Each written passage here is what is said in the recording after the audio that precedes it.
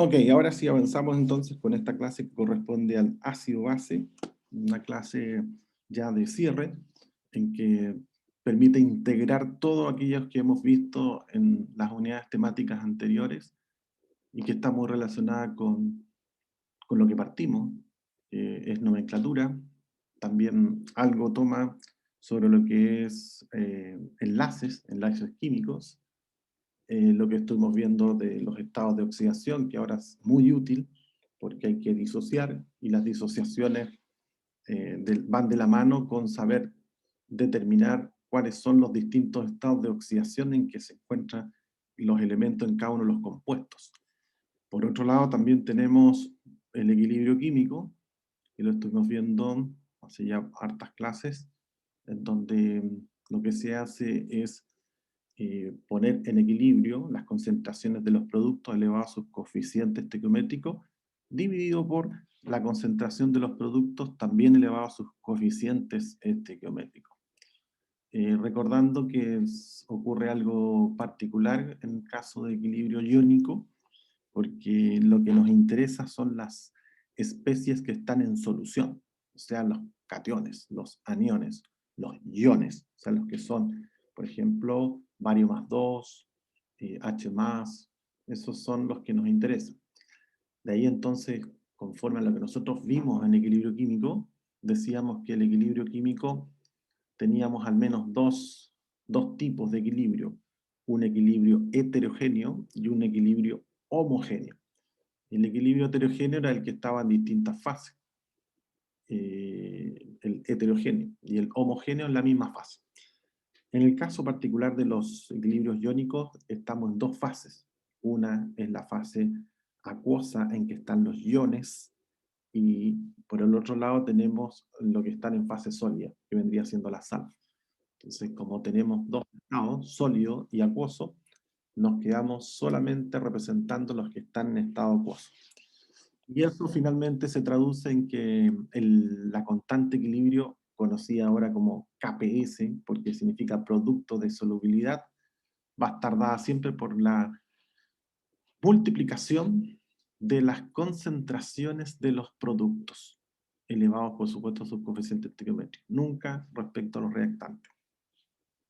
En el caso de los ácidos y las bases, se repite exactamente la misma historia, y todo lo que aprendimos en equilibrio iónico le vamos a echar mano porque la vamos a necesitar para poder entender cuáles son las definiciones con las que se partió, eh, tratando de explicar el comportamiento que tienen los ácidos y las bases para llegar a una definición que hoy día tenemos de ácido y base.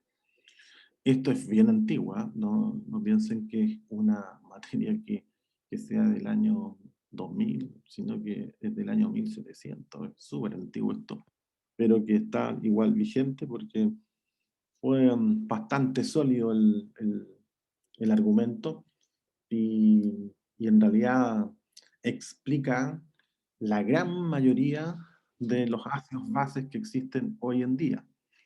Tiene algunas excepciones, como yo siempre les he comentado, la química está llena de excepciones. Bueno, esas excepciones fueron explicadas luego por otros autores hasta que ya lograron integrar todo para finalmente llegar a una definición más genérica, más general, más inclusiva, que está de moda la palabrita esa, porque ya está incluyéndolos a todos, no queda nadie fuera, no queda nadie fuera de las definiciones. Entonces, más o menos de eso se trata esta sesión, esta clase, y que estaría dada por esto. Aquí tenemos una curva típica en donde se está haciendo una valoración.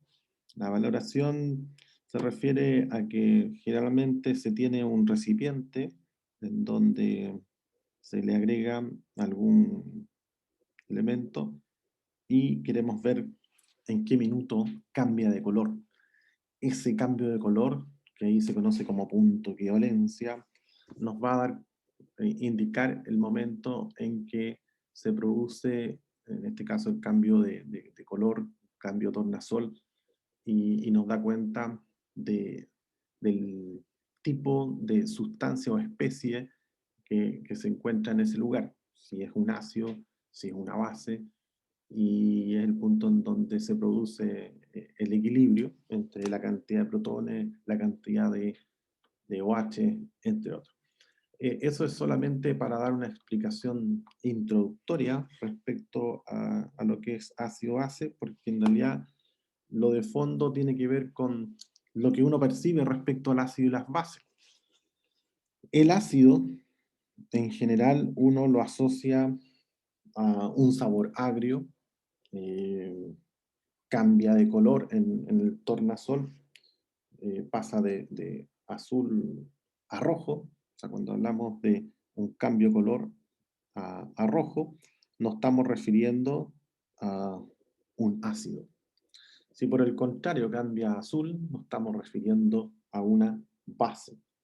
En general también son aquellos que tienen la propiedad, ustedes los vieron, los que lograron hacer el experimento, que tienen la propiedad incluso de reaccionar con ciertos metales.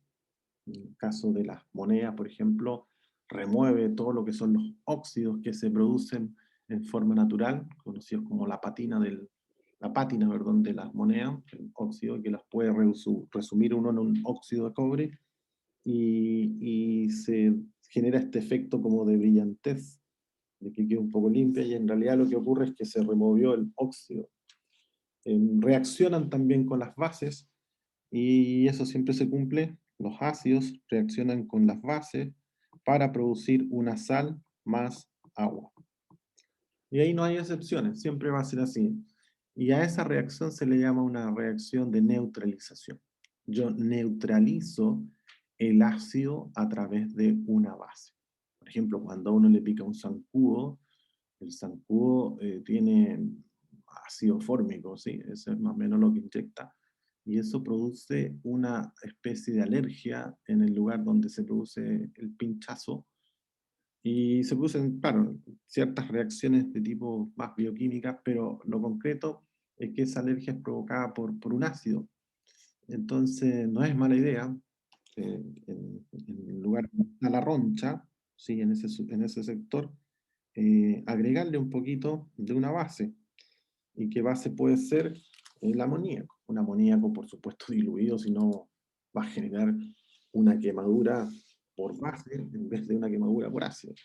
Entonces, por supuesto, un amoníaco bien diluido, va a lograr alivianar, o aliviar, mejor dicho, aliviar esa sensación de picor en ese lugar, porque empieza a picar. Entonces, y uno se empieza a rascar, le empieza a hacer más daño. Entonces, para reducir ese picor, lo que uno puede hacer es agregar un poquito de amoníaco. Y que lo que estamos haciendo aquí es combatir, tratando de combatir este ácido, porque ¿qué es lo que está ocurriendo ahí? Usted está modificando el pH de la sangre, porque ahí está actuando, y está pasando de una sangre que se encuentra relativamente neutra a un pH más ácido. Entonces, este cambio abrupto de neutro a ácido hace que eh, la piel, la epidermis, reaccione a través de un sistema protector que es una roncha. De esa manera reacciona protegiéndose de este cambio brusco para lograr un poco el equilibrio, un equilibrio que lo logra bastante más lentamente. Entonces uno la puede ayudar a lograr este equilibrio, o sea, equilibrio me estoy refiriendo a la neutralización, llegar nuevamente a un pH más o menos neutro a través de la ayuda de una base, que puede ser el amoníaco diluido, como les bien indicado anteriormente, para lograr neutralizar ese ácido que está ahí haciendo de la suya en su piel. ¿Sí? También tenemos casos en donde en este caso el ácido está presente en la vida cotidiana también en los vinos que proviene de la uva, porque la uva viene en esencia, es ácida. Esa es una fuente de acidez del vino, y la otra fuente es de la fermentación. O sea, son dos fuentes por las cuales el vino es ácido.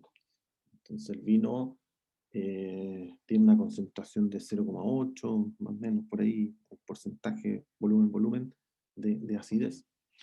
Y por eso que si lo dejamos al aire libre, abierto, por más de 2, 3, 4 días, no sé, y quizás más, no sé, ahí pasamos a tener un vino avinagrado, y ahí ya pasa a vinagre, ¿sí?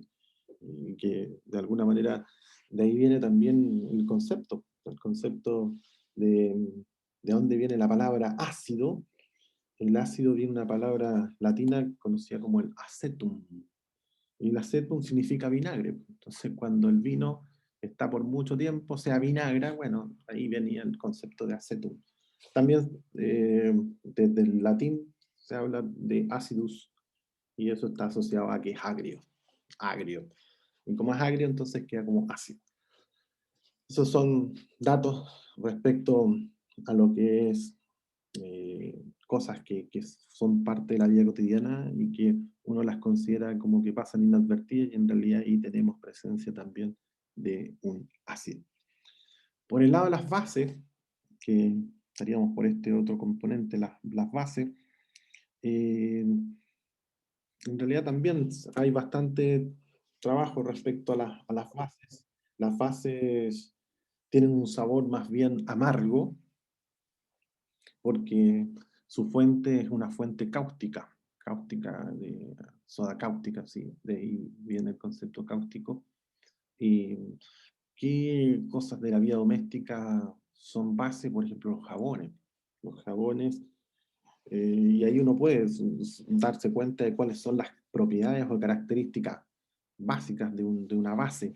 Por ejemplo, cuando uno toma el jabón es resbaladizo, ¿sí? Es viscoso. Y esas son las propiedades de la base.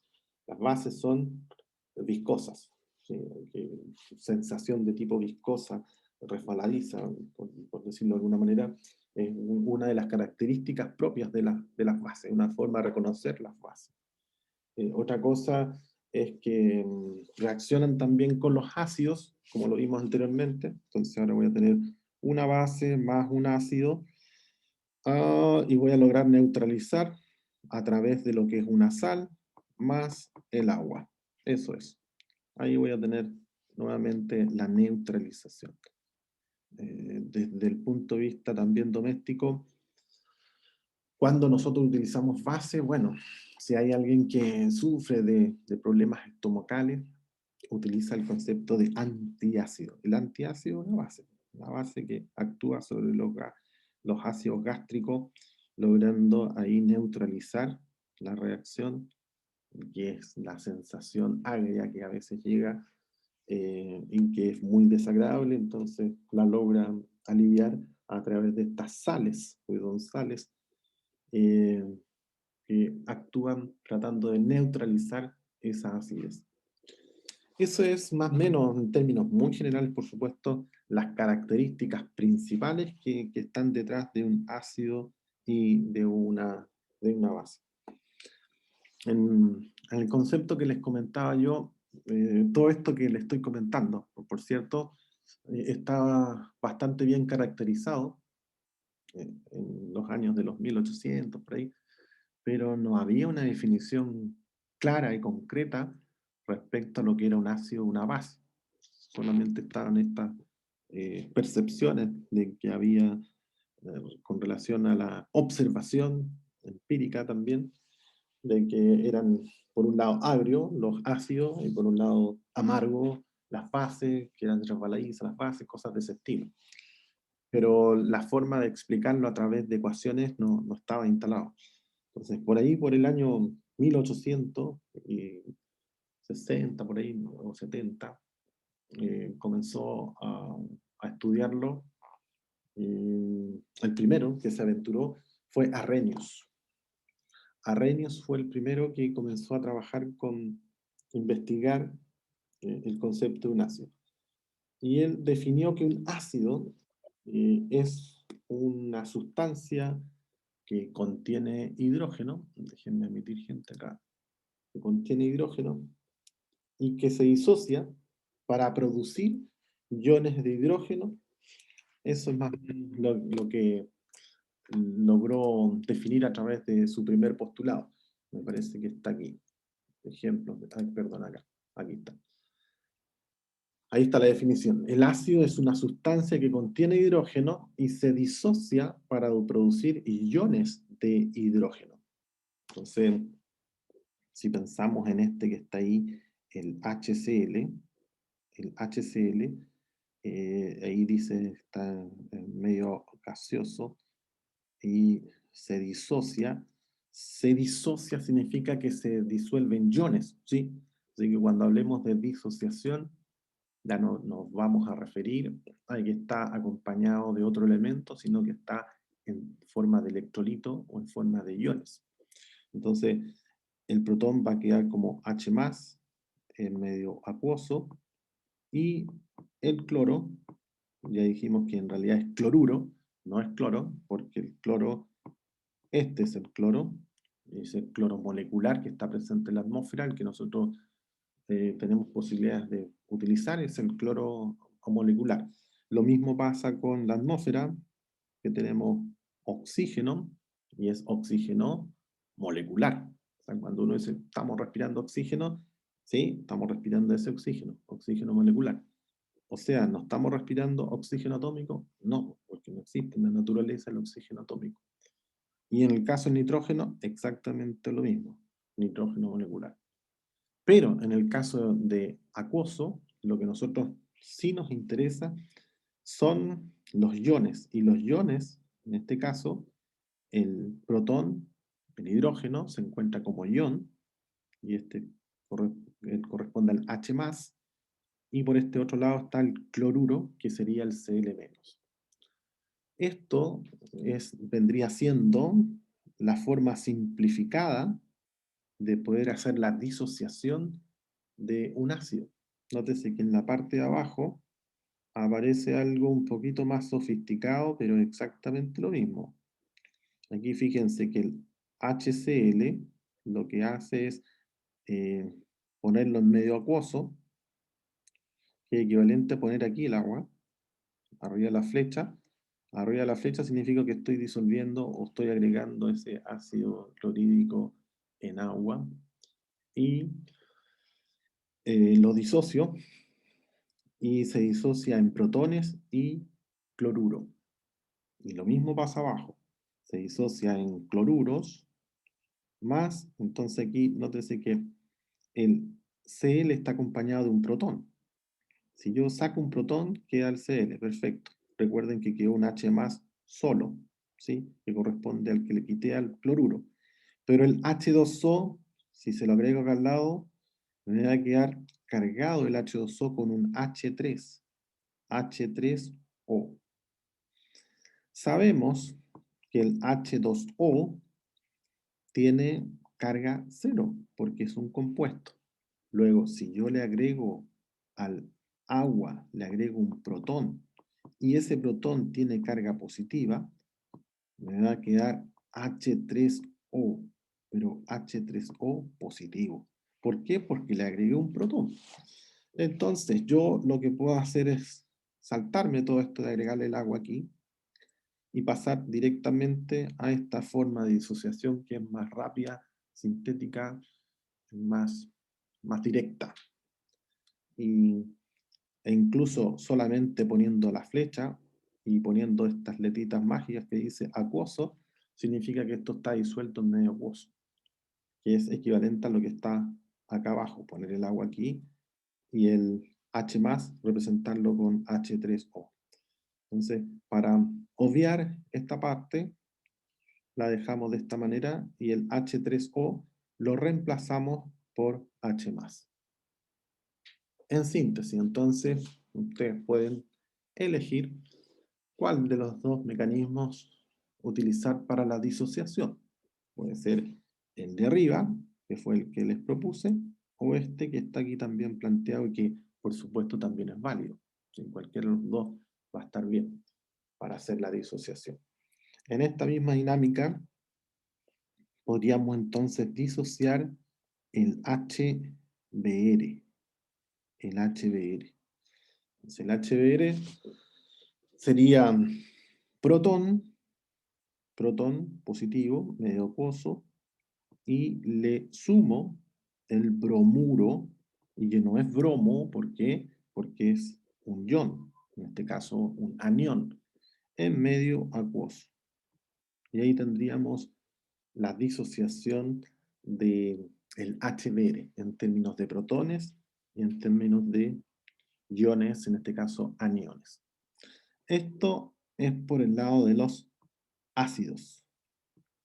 Una historia similar, o si no decir la misma, pasa con las bases. O sea, las bases, según la teoría de Arrhenius, 1800 y algo, ahí está más clarito, 1884, establece que las bases son una sustancia, o la base es una sustancia que contiene hidróxido. ¿Y cuál es el hidróxido? El hidróxido es el OH. Eso es el hidróxido. Pero no es solamente OH, sino que, volvamos al ejemplo anterior mejor para saber de dónde viene esto. Ahí tenemos el H2O que sabemos que tiene carga neutra. Sabemos que tiene carga neutra. Si yo le quito un protón, decíamos que el protón tiene carga positiva. Cuando yo se lo agregaba, me quedaba el H3O, que se lo conoce como hidronio. El ion hidronio, que podemos decir que es un protón. Pero ahora si yo le retiro un protón, esto me va a quedar como OH. Y como ahora estoy retirando una carga positiva, una carga neutra, de que el agua está neutra, pero le quito una carga positiva, el OH me queda cargado negativamente, con carga menos. Entonces, si le quito un hidrógeno al agua, queda en OH menos. Si le agrego un protón al agua, me queda un H3O positivo, que vendría siendo un hidronio o también conocido como protón. Entonces, en el caso de las bases, estamos en esta condición. Esta vendría siendo la base. Y aquí tendríamos los ácidos. Ácidos, protón o hidronio. Y en las bases tendríamos el OH o el hidroxilo. Entonces, aquí le faltaría ponerle el OH menos, porque siempre va a estar en un medio acuoso. Entonces, como ya sabemos que estar siempre en un medio acuoso, le pongo acuoso. Eso sería. Pero Arrhenius señalaba que una base es toda sustancia que contiene hidróxido. Entonces, estamos diciendo lo siguiente, que una base contiene hidróxido. Este vendría siendo como la ecuación general, ¿sí? M representa un elemento y que si le agrego el OH, eso es una sustancia que contiene OH, o sea, es una base. Y eso se disocia en esta parte del elemento, del compuesto, esta porción del elemento, que es profeso, sabemos que es positiva. ¿Por qué? Porque el OH es negativo. Entonces, si el OH es negativo, necesariamente, para que esta carga quede neutra, igual que esta, para que quede con carga cero, esta porción tiene que ser positiva. Siempre tenemos que asegurarnos que lo que está a la izquierda tenga la misma carga que está a la derecha. Podría ocurrir, por ejemplo, que aquí tengo un +3, por decir algo, ¿sí? +3. Esto me obliga entonces que si yo hago el conteo, por el lado de la izquierda, la carga es 0 porque es un compuesto. Todos los compuestos estables tienen carga 0. Por eso son estables. En cambio, por este lado tengo carga, empiezo a contar. Aquí tengo carga +3 y aquí tengo carga -1. O sea, esto me da carga +2. ¿+2 es igual a 0? No. Entonces esto no está igualado desde el punto de vista eléctrico, desde las cargas. Entonces, ¿qué tengo que hacer? Tengo que igualar. Entonces, la forma de igualar es poniéndole un número adelante. En este caso sería un 3. Si yo le pongo un 3, serían 3 negativos más 3 positivos que aporta la porción del catión, y eso me da carga 0. Y entonces ahí sí tengo que la parte izquierda de la reacción tiene carga 0 y la parte derecha también tiene carga 0. Y esta ya entonces sería la reacción con la que vamos a trabajar.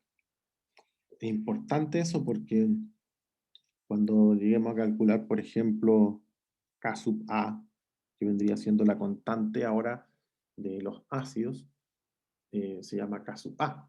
¿Y cómo se va a llamar la constante de los bases? K sub B. Entonces aquí tenemos K sub A, K sub B. Entonces el K sub A se rige con las mismas reglas de la constante equilibrio. Entonces, constante equilibrio, decíamos que son los productos elevados a sus coeficientes estequiométricos, reactantes elevados a sus coeficientes estequiométricos. Ahora el K sub E toma otro nombre y toma el nombre de lo que se esté disociando. Si estamos disociando un ácido, va a ser K sub A, y la A de ácido. Si estoy disociando una base, se va a llamar K sub B porque estoy disociando una base. Entonces la constante equilibrio, la expresión de la constante equilibrio se determina exactamente igual, como lo hemos hecho siempre, y se rige por las mismas normas de elevar al respectivo coeficiente estequiométrico. De ahí la importancia entonces de hacer buenas disociaciones y no tener, por ejemplo, a la izquierda carga 0 y a la derecha una carga más 2, como lo que estábamos viendo anteriormente. Porque eso nos va a llevar al error de poner, por ejemplo, que la concentración de M más 3, que era la que estábamos inventando, multiplicado por la concentración de OH, dividido por la concentración de MOH. ¿Sí? Entonces aquí ya tendríamos un conflicto porque al disociar nos dimos cuenta que eran 3 OH. Entonces aquí debiese aparecer un 3 elevado al cubo. ¿Por qué? Porque se rige con las mismas reglas de la constante equilibrio. Recuerden que al disociar, y si tengo lo que estábamos viendo recién, MOH, pasando a M, que habíamos inventado esto, M más 3 OH. Entonces, si es 3 OH, tendría que ser algo así. Sí, claro. Sí, ahí está. Ya, entonces, en este caso, eh, tenemos que calcular la constante de equilibrio, y la constante de equilibrio va a ser la concentración de los productos, que en este caso sería esa, por la concentración del OH elevado a su coeficiente estequiométrico, que en este caso es 3. Por eso sería elevado al cubo. Y por el lado de acá, ahora este ya sí entra a participar porque está en el mismo medio. Entonces ya no se va a cero, ¿no? Porque están todos en el mismo, en la misma fase. Ya el MOH no está en otra fase, así que como están todos en la misma fase, van toda la pelea ahora y este ya no se elimina. Este ya forma parte de. Entonces ahora volvemos, creo yo, como a la fase inicial de la constante equilibrio, en donde cuando partimos trabajando constante equilibrio, teníamos concentraciones arriba de los productos elevados a sus coeficientes, partimos por la concentración de los reactantes también elevados a los coeficientes. Eso que hacíamos en equilibrio químico se repite tal cual en equilibrio ácido-base. Ahí sí, entonces los reactantes tienen una participación activa en la constante de equilibrio, que en este caso es K sub A o K sub B. Eso es en términos también muy generales, por supuesto, de lo que es la teoría de Arrhenius. Entonces aquí seguramente la tarea va a ir por la vía de que ustedes puedan ser capaces de disociar un conjunto de elementos como los que aquí aparecen. Por ejemplo, aquí aparece el hidróxido de litio, se disocia de esa manera. ¿Y cuál sería en este caso el K sub B? Porque es una base, sería la concentración de litio más por la concentración de OH dividido por la concentración de LiOH. Y fin, eso es. ¿Cómo sería el hidróxido de bario? Ahí tenemos algo distinto porque sería K sub B, porque es una base, y sería la concentración del bario más 2 por la concentración de OH, y aquí sería el C elevado al cuadrado. ¿Por qué? Porque ahí está el 2. ¿Y por qué se le tuvo que poner un 2? Porque claro, aquí, recuerden, los compuestos siempre tienen carga, todos estos compuestos de aquí hacia abajo tienen carga cero. Luego, a la derecha también tiene que ocurrir lo mismo. Y aquí ya estábamos desnivelados porque por un lado teníamos más 2 que los aportaba el catión bario, y por este otro lado solamente teníamos menos 1 que lo aportaba el hidroxilo. Entonces, para poder equiparar, ponemos un 2 adelante y el hidroxilo, y ahí ya nos queda la misma carga neutra. Más 2 con menos 2, y eso es 0. Entonces, por eso nos queda de esa manera. Y faltaría dividir por la concentración de bario OH2. Ese es un 2, correcto. Y elevado a nada, porque el coeficiente estequiométrico acá, según esta ecuación, hay un 1 ahí, imaginario. Entonces, en eso consiste la tarea, sería a partir de un compuesto dado, que puede ser S, cualquiera, ustedes sean capaces de disociar. Que disociar significa hacer esto. Disociar eh, en sus respectivos iones bases o cationes bases. ¿Cuáles son las limitaciones que tiene la teoría de Arrhenius? Que las tiene, porque imagínense si esto fue el año 1800, 1900, por ahí, no más de eso, no más de eso. Entonces habían pocas herramientas tecnológicas como para ir verificando todas sus observaciones. Entonces, claro, habían algunas cositas que no lograba explicar la teoría de Arrhenius. ¿Cuál fue? Eh, Decía ahí, solamente es válida para soluciones acuosas, no se puede utilizar para distintos, no se puede utilizar para disolventes distintos del agua, efectivamente. Donde el agua no participe ya no hay cómo hacer la relación, si es ácido o base. O sea, yo lo puedo comprobar a través experimentalmente, puedo meter ahí un tornasol, me va a cambiar a rojo y voy a descubrir, es un ácido, pero lo quiero llevar a ecuaciones, no tengo cómo demostrarlo porque no hay por dónde agarrarlo respecto al mecanismo que hicimos nosotros. Entonces, esto solamente se cumple cuando yo disocio en agua. El otro problemita que tiene es que hay bases que se comportan como base. Yo pongo el tornasol y cambia a azul. El punto es que en ninguna parte de su composición química tiene OH.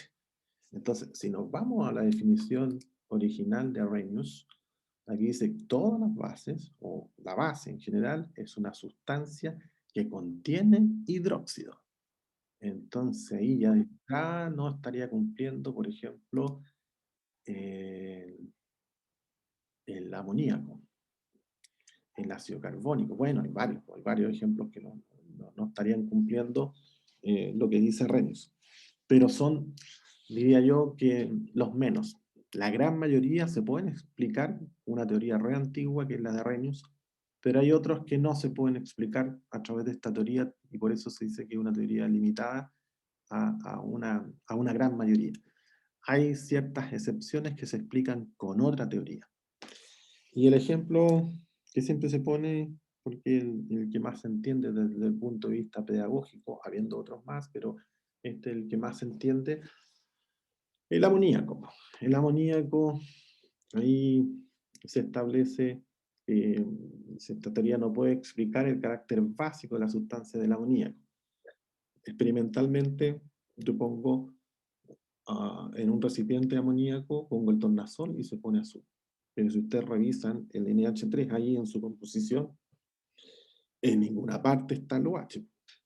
Ni siquiera en forma implícita, no está, no existe. No existe el OH en su configuración, en su composición química. Entonces ya no se estaría rigiendo o no estaría siendo explicado por la teoría de Arrhenius.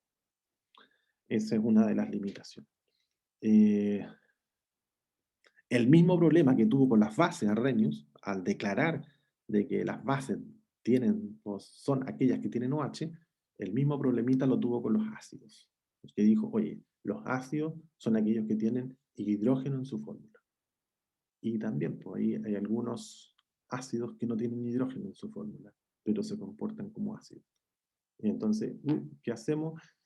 se trabaja en otra teoría entonces, ¿no? Que pueda explicar el por qué algunos compuestos que no teniendo hidrógeno y que yo los pongo en el tornasol cambian a rojo y son ácidos y no tienen hidrógeno.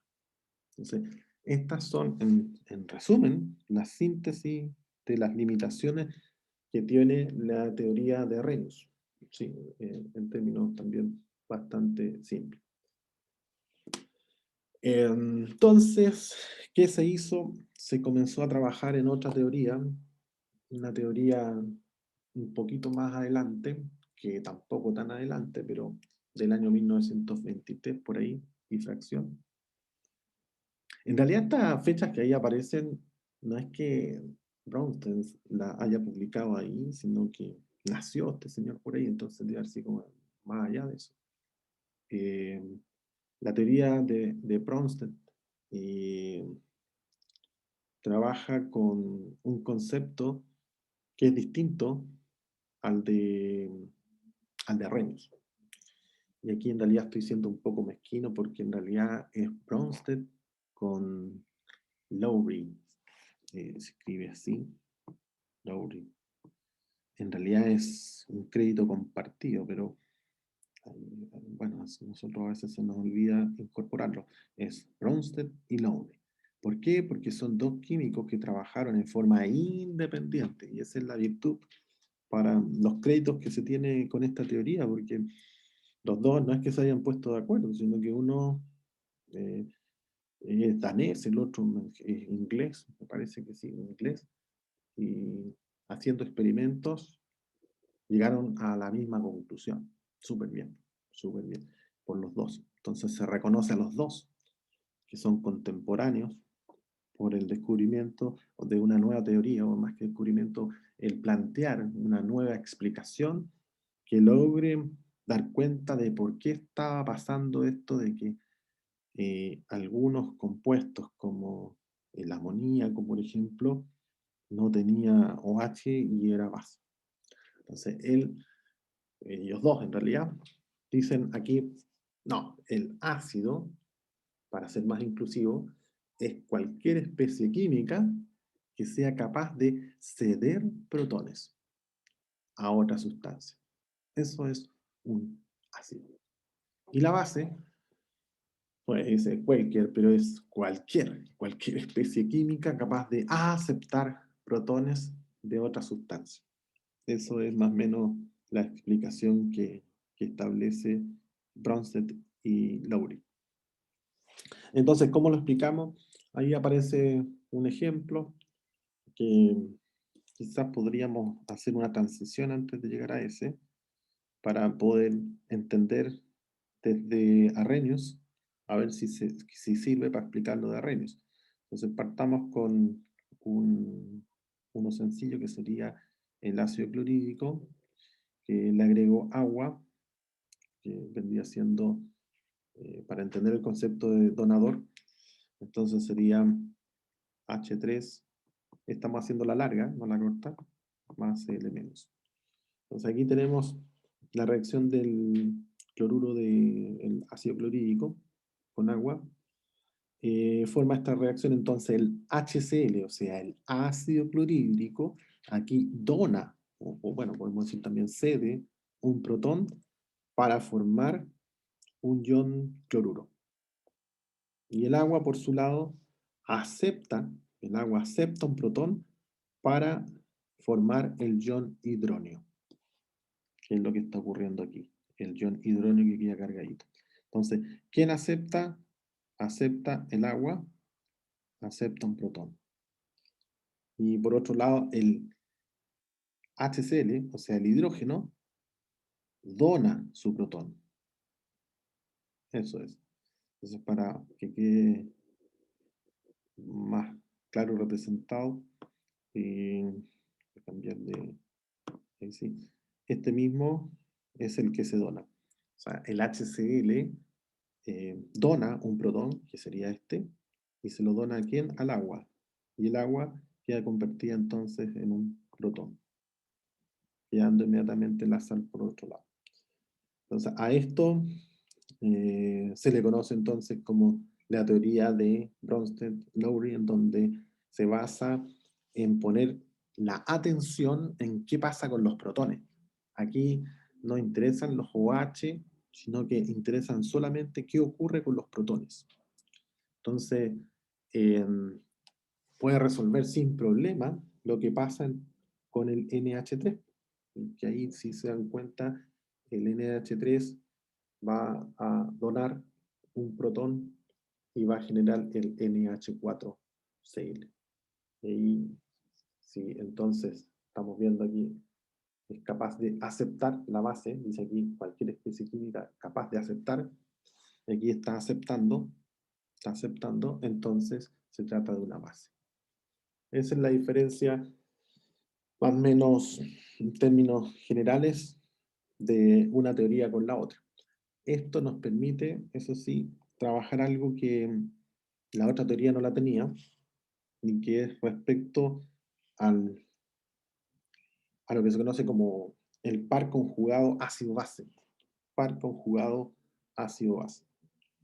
Veamos entonces el mismo ejemplo anterior, por ejemplo, el HBr, que vendría siendo el ácido bromídrico, y que le agrego el agua, agregándole agua, forma, por un lado, la base, en este caso el bromuro, como ion, y recuerden que le quitó un hidrógeno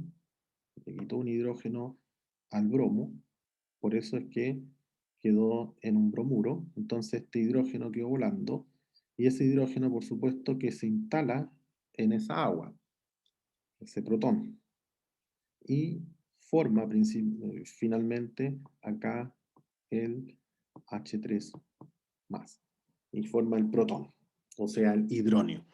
Protón, hidronio son sinónimos. Entonces lo que interesa acá es saber cuáles son los ácidos y bases conjugados. Por este lado tenemos el ácido. Ahí está, el ácido. Si el ácido, y como estas son reacciones ácido-base, ya está identificado, además que el título dice ácido bromídico, ya sé que es un ácido, entonces el agua aquí se debe estar comportando como una base. O sea, el agua eventualmente podría estar actuando como ácido, claro, en la medida que tenga un acompañamiento con una base. Pero en este caso, como tenemos un ácido, perdón, un ácido que ya identificamos que es el ácido bromídrico, entonces el rol que cumple el agua acá es básico, que sería una base. Luego, al otro lado, aquí es fácil darse cuenta que este es un ácido. ¿Por qué? Porque son protones. Estaría presentando los ácidos. Y esto es la sal. Esto vendría siendo la base. Entonces, de esta manera yo puedo llegar y decir, bueno, entonces puedo unir lo que son base con base, o sea, esta base con esta base, y lo que son protones, los puedo unir también desde acá, en este caso sería desde aquí hasta acá. En síntesis, puedo decir entonces que los pares ácido-base conjugados serían el HBr, que vendría siendo el ácido bromídrico, con su respectiva base conjugada, que sería el bromuro, y por otro lado voy a tener al agua combinado con el hidronio, que vendrían siendo las bases conjugadas. Ahí serían los pares de base y ácidos conjugados. Entonces, repito nuevamente, la base conjugada sería del ácido bromídico, sería el bromuro, y el ácido conjugado del bromuro sería el ácido bromídrico. O sea, como quieran leerlo, va lo mismo. Y por el lado del agua, el ácido conjugado del agua es el hidrógeno. El ácido conjugado del agua es el hidrógeno. Esa sería más o menos la forma de interpretarlo.